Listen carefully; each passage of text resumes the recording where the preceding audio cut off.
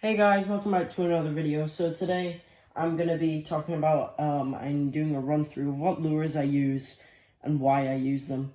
So first of all, I'm going to go from smallest to biggest. And I'm also going to explain the purpose of them. So right here, the first one, easy peasy, lemon squeezy. We've got a small lure that my friend gave me. It's a little bit rusted up, but that's obviously fine because sometimes it'll give a bit of a kickoff under the water, which is fine, but you can easily take that rust away with de-rusting materials and different things like there's a certain paste that you can put on them and it takes them right off. So just for a preference on how small it is that big. Not big at all. Alright, so these are used for, well, I use them for trevally and sometimes queenfish, but mainly trevally because they like to go for the smaller things. And the type of trevally I like to go for is usually yellow spotted trevally and small jacks. So the second one right here is, there's a few of these and I'm gonna tell you what each one is for, but I'll tell you later on in the video. So this one here is used for barracudas and red snapper and also big queenfish and jacks. So just for a bit of a preference, I'm gonna use my finger for a preference for this whole video. Just have to. So it is like a medium-sized lure, bit on the smaller range, and you can get these in a little bit of a bigger size right here, and smaller like these ones, and you can get even smaller than that one. But this one is a diving lure as well. This one is top water diving. So we've got I haven't even opened these yet, which is, I'm going to keep them in the packet. Bit of a bigger one. They are, in fact, I will take them out of the packet. It's easier to explain them. So, these ones have bigger hooks, and also, obviously, they're a little bit more shiny. This is more of a matty, glossy look, where this is very shiny. And right here, let me put on my finger. These looks brand spanking new. But also these hooks are a little bit bigger compared to these hooks, as you can see. But it's also the actual thing's actually quite a bit bigger. About an inch bigger, maybe less than an inch, about half an inch bigger. So this is the same as the orange one. It is a top water diving, so it goes on the top, but as it starts going on the top, like it's shaking and whatnot, it'll look like this in the water, but obviously not with this rattling, but it'll look like that in the water, and it'll also dive as it's going down. But it won't dive like that. It'll always just maintain a pace, and it'll kind of go like that. So, shiny blue type. We also have some other colors, which are just the orange version right here. Same brand. Just take it out the packet for you guys now.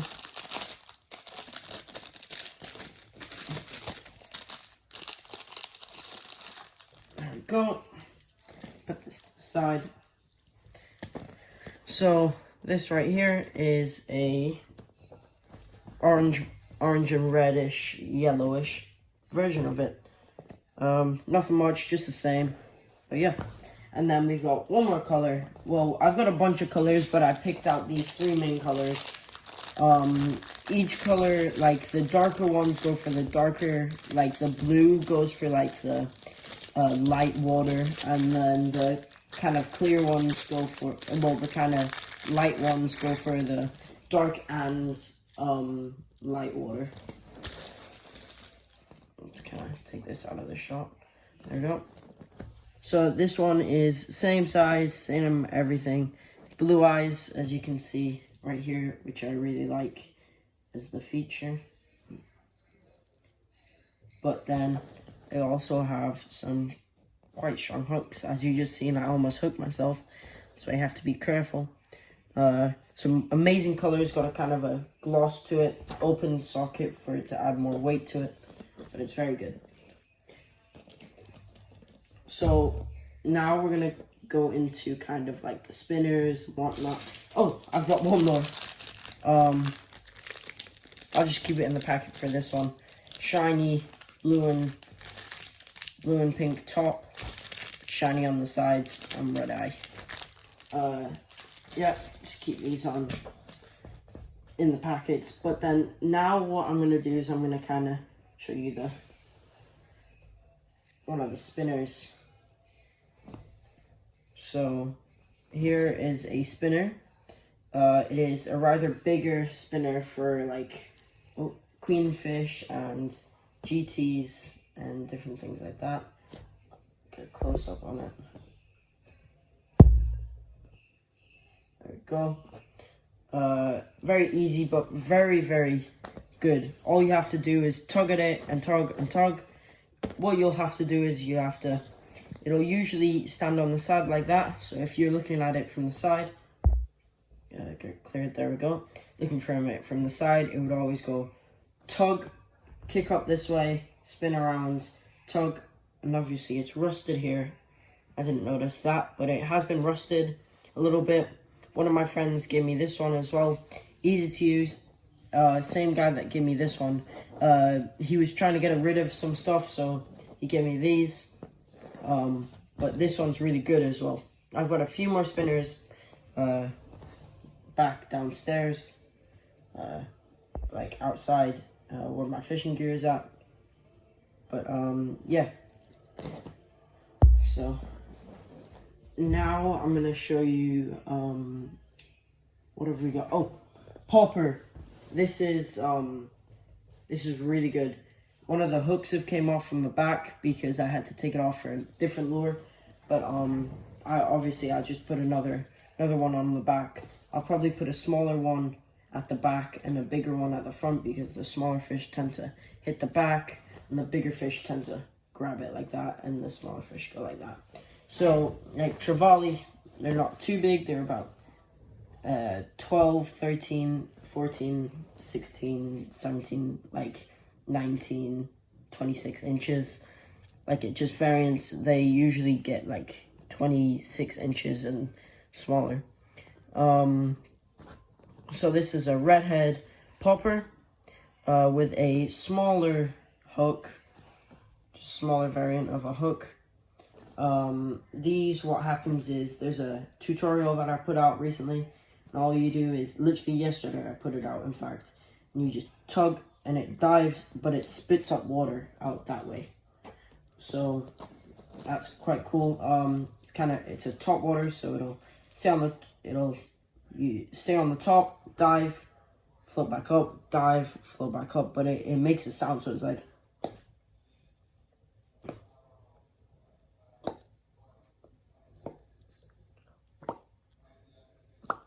and at the end they always go like as it skims towards the top the water, and it looks like bait fish that this is chasing. It looks like this is like a fish chasing other tiny fish that hit the top. So now I'm gonna show you so I'm doing soft baits after this, by the way, so yeah. Kind of got a stash on the side here. Now I'm gonna get into the bigger stuff, and then we'll get into the other stuff. This one is a squid jig, and the reason you can tell it's a squid jig is this is how squid jigs look. They're like very pointy, like this. and they have feathers on the side, always feathers on the side. You'll never see them without, and if you do, usually don't buy them because it means they're very cheap, or if they're very expensive, it usually doesn't work with feathers. Depends. If it's shiny and it has no feathers, then maybe, usually it can work, but if it's matte and like textured like that, like got a lot of texture to it, it's like, hold on, there we go. As you can see, if it's like that, then and it doesn't have feathers on it, don't really get it, because that's what attracts the fish in. The reason you know also why this is a squid lure is whatever has this type of back on it, these are the hooks. Very sharp, very prominent. You can't really explain how sharp they are. They are very, very sharp. And it's got a 4.0 weight on it. Right there. Hold on. There we go. And yeah, so this is just a red and yellow one. Really easy to use, but really good at the same time. Next one is my biggest lure I have right here. And this is the popper, and as I call it, the GT Mega Catcher. So this is the same as this, does the same things. I've already explained that, but I'll re-explain it for this again. Obviously, as I said before, I'll hold the hooks. These are massive hooks. These are like, on this, like the scale for these are like the, second or the third biggest type of hooks you can get on lures. So, I'm going to hold them because they are too sharp for me. What happens is, I'll float to the top, pop, like a,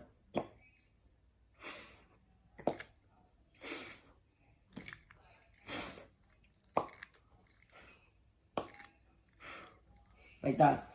So that's why I like them so much. There's a how-to video on my channel, so go check that out, please, if you want to know how to use a popper. Very short video. I think it's around a minute and 20 seconds ish.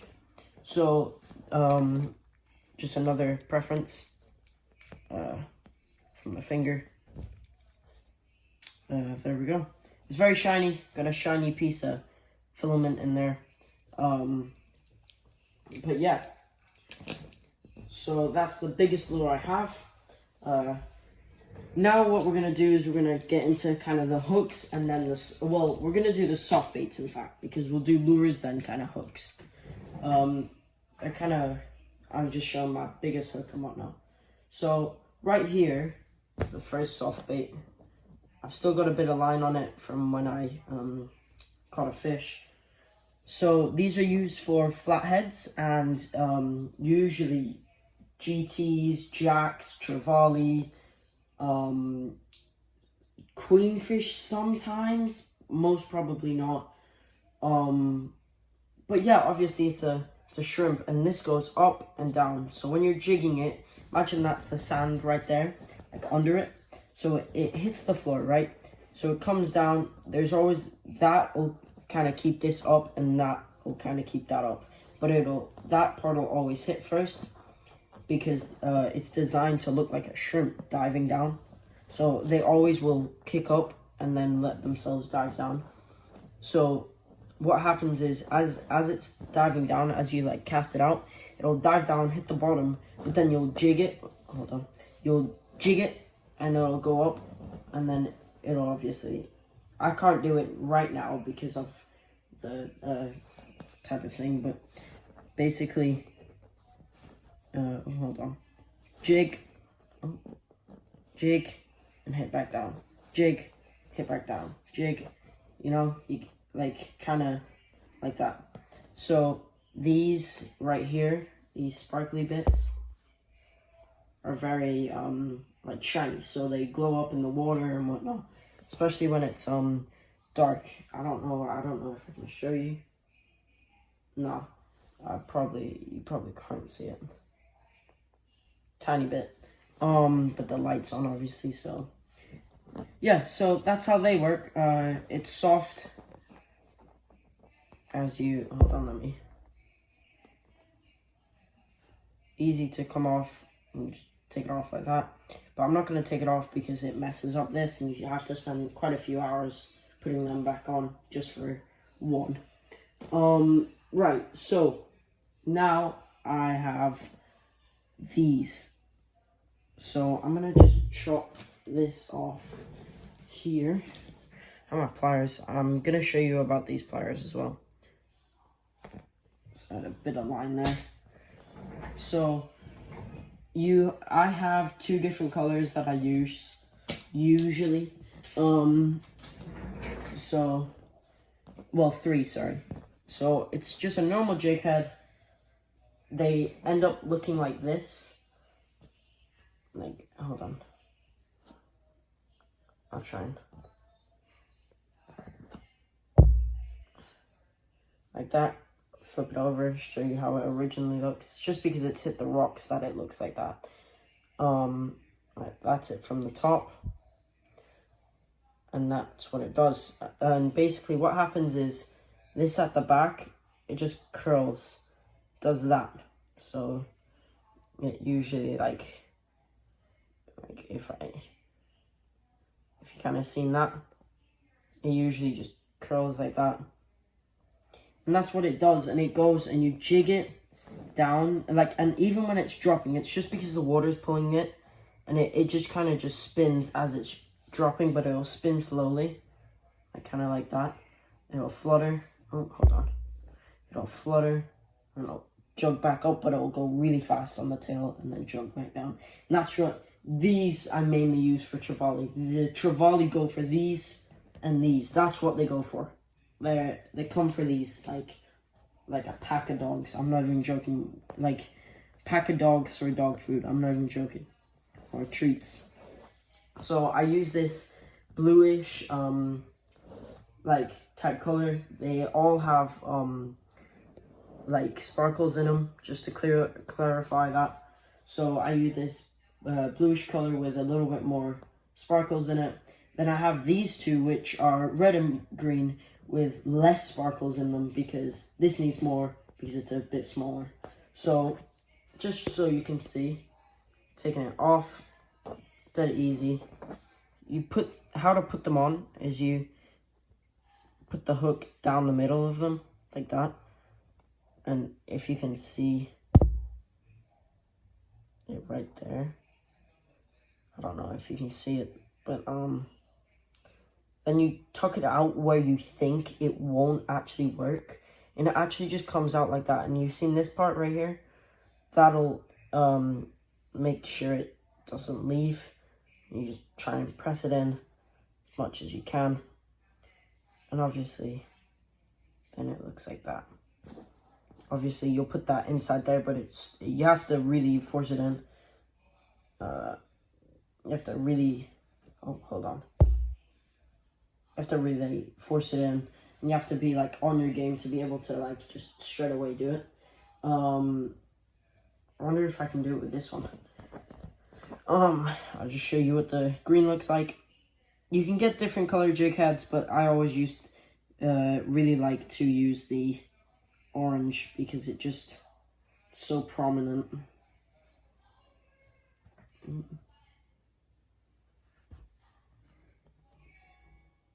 There we go, we did it. So you always, quick thing is you always put the hook. I suggest putting the hook right there where the tail curls up. So wherever the tail curl, obviously it's bent now, but if you straighten it, wherever the tail curls up, that's where your hook goes. Just like, hold on. So when you lay this down properly without it bending backwards, that's what it will look like. And that's wherever imagine that's the hook, you put the hook up like that. Right, so now what we're gonna do is I'm gonna show you my hooks and different things like that. So I'm not gonna take these out because they're a really big hassle. But they're basically just flutters. You put like, let me show you. You can put these on the end of them, and it works just like this. But you have to have a weight at the end of this line to make them be able to be able to sink to the bottom. And then you can have one of these where it flutters, or you can just keep the hook and the fish will still come for it. That's just for bait fish. And then you've got another set right here, which are just flutters once again. So easy peasy, lemon squeezy.